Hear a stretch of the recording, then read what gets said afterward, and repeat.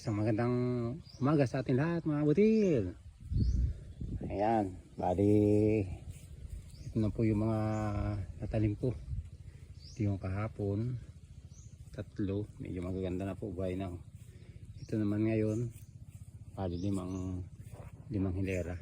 Ayan po, medyo mabilis-bilis ngayon dahil meron tayong cultivator. Ayun, yun, medyo mabilis-bilis ngayon. Ayan po. Yan, yan naman po ang ating tatarbuhin dyan. Kung sakasali pa natapos na ay magalagay ng trellis. Okay, mga butil. Siguro mabili na lang po ako ng tawag ito, tansi. At the same time, lalagyan natin din sa gitna ng mga kahoy para po siya ay hindi lumundo. Kasi pag lalagyan po natin isa-isa yan, masyado marami po ito. Kulang 1,000 po ito mga kabutil.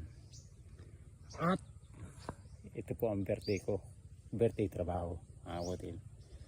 Ayan, so gusto mo bumati, lagi lang sa comment section ha.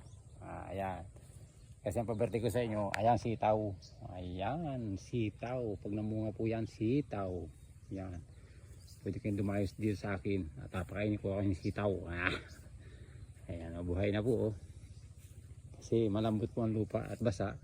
Sigurado po baka po mabuhay na sa awan ng Diyos. Ano po mga butil, makakatulong po sa ekonomiya natin to kung sakasakali, para po may mabili sa merkado ang ating mga kababayan ng gulay. At kahit ako po ay bumibili ang gulay ay masyado pong mahal mga butil.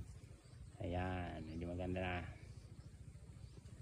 Ayan, pansamantala ititigil ko muna, pero meron pang doon mga 5 tray pa natitira. Siguro bukas tapos ko na yun. Ayan, kasi dito mga kalabasa tatayuin ko po dito. Ano po ang kalabasa o kamatis o kaya siling labuyo o siling panigang. Ayan, punin po natin yan. Okay mga butil, saka dito po ito may kadyos din dito eh.